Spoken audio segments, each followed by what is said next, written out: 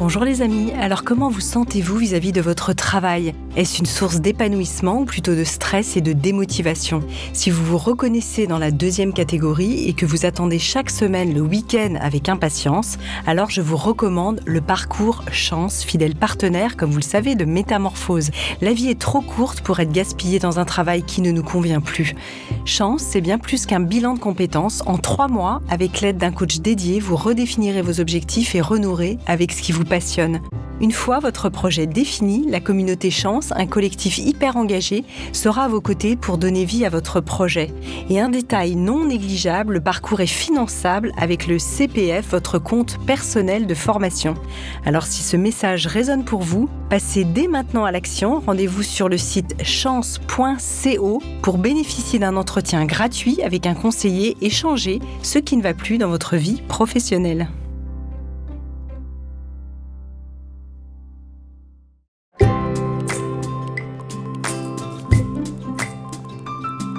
Bienvenue dans la série Métamorphose à table avec Odile. Mon invitée est Odile Chabriac, naturopathe, directrice de l'Institut de naturopathie humaniste et autrice. Elle vient nous livrer ses plus précieux conseils de nutrition, oscillant entre gourmandise et santé. Chaque épisode étant accompagné de petites anecdotes et surtout d'une recette de cuisine. Alors les amis, venez vite sublimer vos plats et éveiller vos papilles tout l'été avec nous. Métamorphose, le podcast qui éveille la conscience.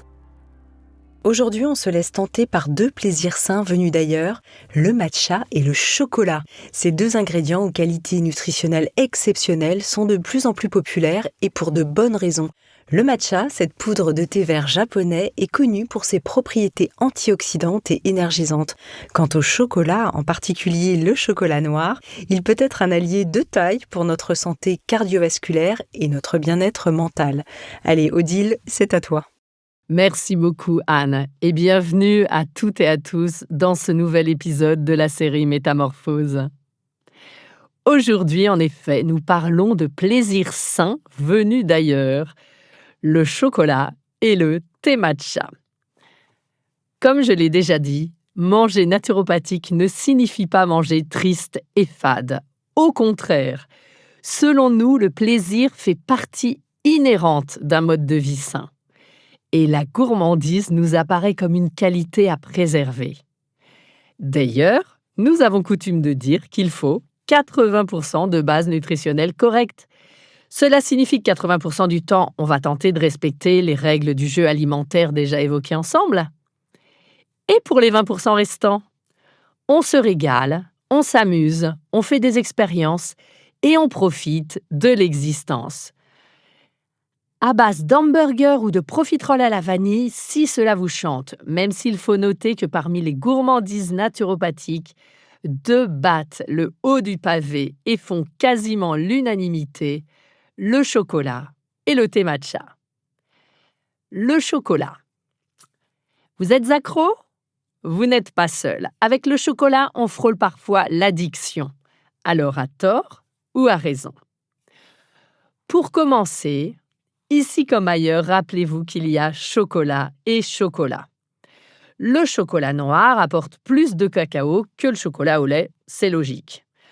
Quant au chocolat blanc, il contient du beurre de cacao mais pas de cacao en poudre. Les vertus de l'un ne sont donc pas nécessairement les vertus de l'autre.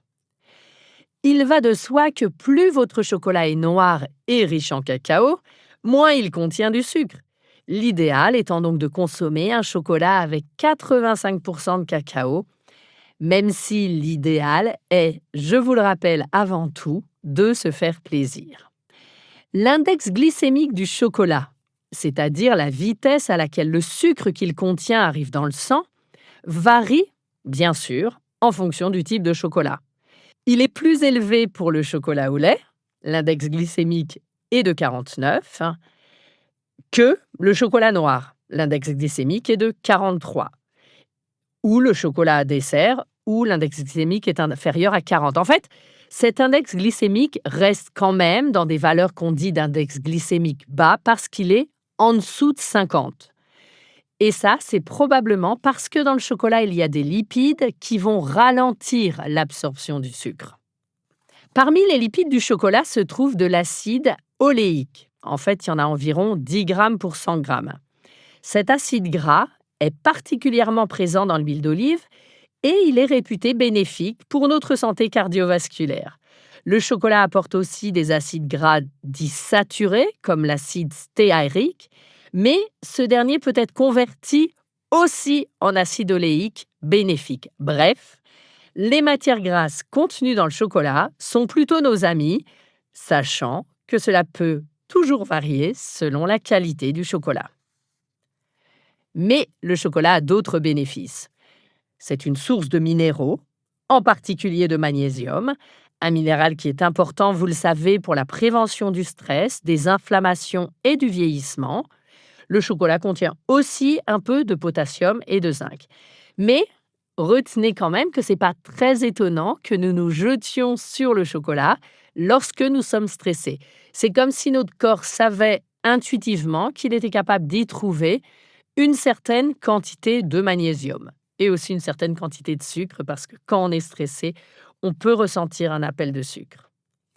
Le chocolat contient aussi de la caféine et de la théobromine. Ce sont 2 molécules excitantes, mais qui sont ici présentes en quantité bien moindre que dans le café. Le chocolat possède d'autres atouts santé qui sont surtout liés à la présence d'antioxydants. En fait, le cacao s'avère être l'un des aliments courants les plus riches en flavonoïdes. Il en contient 5 fois plus que les fraises. Ces composés antioxydants protègent nos cellules des dégâts provoqués par des particules très réactives dont vous avez nécessairement entendu parler, les radicaux libres. En plus de ce pouvoir antioxydant, les flavonoïdes du chocolat sont anti-inflammatoires et fluidifiants sanguins. En améliorant la circulation du sang dans le cerveau, le chocolat pourrait aussi améliorer les performances cognitives, donc nos compétences cérébrales. Et, en se basant là-dessus, un chercheur suisse s'est amusé à comparer la consommation des pays en chocolat et le nombre de prix Nobel qu'il comptait sur son territoire. Il a ainsi trouvé une corrélation entre les deux. Par exemple, la Suisse, pays gros consommateur de chocolat, fait partie des nations qui comptent le plus de prix Nobel. Bien évidemment, une telle corrélation ne montre pas une relation de cause à effet et d'autres paramètres entrent bien sûr en jeu, mais si vous vous gavez de chocolat cet été, vous pourrez toujours argumenter que c'est parce que vous espérez décrocher un prix Nobel. À côté de ça, le cacao a encore d'autres qualités. Il a un effet prébiotique, par exemple. Il nourrit les bonnes bactéries de l'intestin. Cet effet serait dû, là encore, au polyphénol dont nous avons parlé. Les flavanols du cacao pourraient également protéger notre peau contre les dommages dus aux rayons ultraviolets, comme le suggèrent de petites études. Alors attention quand même. Même si nous sommes tous accros au chocolat, sachez qu'une grande partie de la recherche qui a mis en évidence les qualités que nous venons d'évoquer, du chocolat comme du cacao pour la santé, a été financée par des entreprises de chocolat telles que Mars, par exemple. Or, on sait que les résultats des études parrainées par l'industrie alimentaire, y compris celle du chocolat, sont plus susceptibles d'être favorables aux entreprises qui les financent, pour une fois qu'on avait envie de les croire. La question qu'on peut se poser, c'est: le chocolat peut-il être néfaste ? Le chocolat est régulièrement mis en cause dans l'apparition de calculs rénaux en raison de la présence d'acide oxalique. Par ailleurs, moins le chocolat est riche en cacao, plus il contient de sucre et de calories. Donc, manger trop de chocolat peut, à un certain niveau, générer du surpoids. C'est pourquoi il est important de choisir des chocolats de qualité, avec peu d'additifs et avec au moins 85% de cacao. Comme je l'ai déjà dit, en naturopathie, on va préférer des chocolats crus, comme ceux de la marque Ro ou de la marque Cacao Corazon, ou des excellents chocolats comme Plaque. Rappelons-nous néanmoins que le chocolat, quel qu'il soit, vient du bout du monde, donc profitons-en avec modération et toujours issu du commerce équitable. En guise de petite recette, je vous propose une crème au chocolat vegan aux fruits On peut la faire avec du kaki ou on peut la faire avec des pommes, selon la saison. Il vous suffit de faire fondre 50 g de chocolat et de le mixer avec le fruit que vous aurez choisi, lavé et épluché. Puis vous mettez cette crème au frigo, environ une nuit, et puis vous vous régalez. Après avoir parlé du chocolat, on va vous parler d'une seconde gourmandise, le thé matcha. Le thé matcha vient du Japon. Il s'agit d'une poudre très fine de thé vert que l'on va diluer dans de l'eau tiède. Donc son usage est très différent des autres thés puisque quand on utilise un autre thé, on ne consomme pas directement les feuilles qui sont juste infusées. Le thé matcha est utilisé normalement pour la cérémonie du thé japonaise et on va aussi le trouver dans de nombreux plats du pays du soleil levant. Donc, de par sa culture, de par son séchage particulier, le matcha a généralement un arôme profond, doux, en tout cas davantage que les thés récoltés plus tardivement qui vont donner les thés noirs. Il est considéré comme le thé vert le plus aromatique. Il existe de plus en plus de bars spécialisés dans le thé matcha, qui proposent du thé bien sûr, mais qui proposent aussi de nombreux desserts et des pâtisseries qui en contiennent. Donc, si vous avez l'occasion, n'hésitez pas à en faire l'expérience. Bien que le matcha soit de plus en plus consommé, les rares études scientifiques qui analysent ses effets sur la santé n'ont pas une grande valeur. Cependant, certaines substances du matcha comme la caféine, la théanine, les polyphénols sont bien connues et nous permettent de comprendre, au moins en partie, l'impact de ce thé si particulier sur notre santé. D'abord, sa teneur en caféine. Alors, elle est relativement élevée par rapport aux autres thés verts. C'est pour ça qu'il va être nécessaire de consommer le thé matcha de façon modérée. Dans ce cas, elle améliorerait certaines fonctions cognitives comme l'apprentissage ou la mémoire et par conséquent, elle aurait un effet retardateur sur la maladie d'Alzheimer. Il faut donc consommer son thé matcha avec modération afin de bénéficier des vertus de la caféine sans en avoir les inconvénients. Autre élément que l'on trouve dans le thé matcha et dont je vous ai parlé, c'est la théanine. On parle aussi de L-théanine. Il s'agit en fait d'un acide aminé naturellement présent dans le thé et c'est cet élément qui va donner au matcha sa saveur dite umami et qui en réduit l'amertume. La théanine aurait des vertus relaxantes. Les polyphénols, qui sont présents ici comme dans le chocolat, sont connus, on l'a vu, pour leur pouvoir antioxydant et donc protecteur et anti-âge. La préparation du thé matcha est particulièrement intéressante. Elle est traditionnellement associée à tout un cérémonial. En pratique, le matcha est tamisé. Une petite quantité de thé va tomber dans le bol et on va y ajouter un léger volume d'eau non bouillante, de préférence à 70 degrés. Ensuite, la mixture est fouettée avec un petit fouet en bambou qui s'appelle shazen afin d'obtenir un liquide homogène sans grumeaux. Je vais être honnête avec vous, je ne fais pas du tout ça, mais j'aime beaucoup cette idée de rituel associé à son usage. Au Japon, le matcha est traditionnellement servi avec une sucrerie destinée à compenser son goût légèrement amer. Il est aussi bu sans ajout ni de sucre ni de lait. Et la cérémonie conseille d'ailleurs de boire son bol de thé matcha en 3 fois. Lorsque vous chercherez à acheter votre thé matcha, vous allez vous rendre compte qu'il existe une large gamme de qualités qui peut être mesurée par le goût, la taille des particules, la couleur ou encore la teneur en acides aminés. Alors, qu'est-ce que vous devez retenir? D'abord, il existe plusieurs grades de thé matcha. Le grade dit culinaire, il est parfait pour la réalisation de plats, de desserts ou de boissons. Le second grade, c'est le grade premium. Donc là, ça va être pour une consommation occasionnelle de thé. Et enfin, le grade dit cérémonial, d'une qualité supérieure, ce sera pour une utilisation lors de la cérémonie traditionnelle du thé ou pour des dégustations de matcha pur absolument sans ajout de lait ni de sucre. D'une manière générale, quand vous achetez un thé matcha, soyez attentif à ces divers éléments.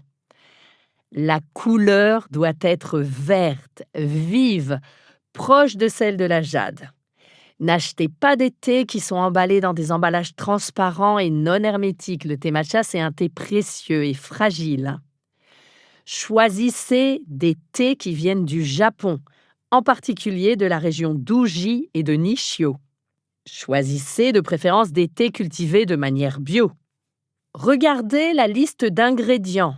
Celle-ci ne doit contenir que des feuilles de thé, parce que certaines entreprises ajoutent aussi des additifs qui nuisent à la qualité du thé.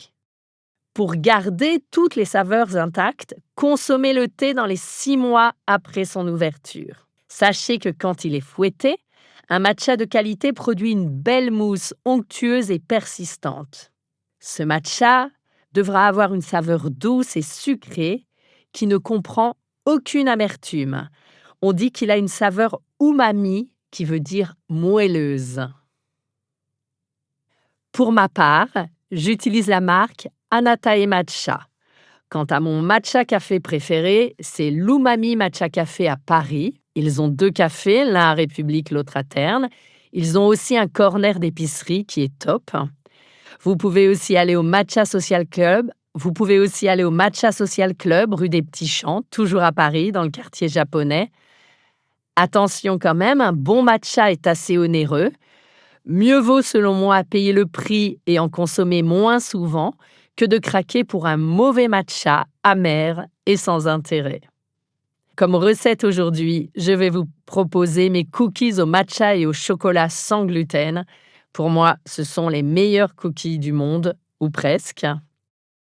La liste d'ingrédients est 120 g de farine de riz, 60 g de farine de châtaigne, 70 g d'amandes en poudre, 10 g de poudre à lever, 80 g de sucre brun, 3 cuillerées à café de poudre de matcha, 120 g de beurre salé, un œuf, 90 g de pépites de chocolat. Vous mettez tous ces ingrédients dans un saladier, vous malaxez tout ça à la main, puis vous faites des petits cookies que vous mettez sur votre plaque de cuisson. On met tout ça au four à 180 degrés, 10-12 minutes, surtout pas davantage. Et vous vous régalez et vous verrez comme ça que, en associant le matcha et le chocolat, on peut se faire incroyablement plaisir. Merci infiniment, chère Odile Chabriac, pour tous tes conseils et les sublimes recettes qui nous aident à rééquilibrer notre quotidien afin de garder une bonne santé.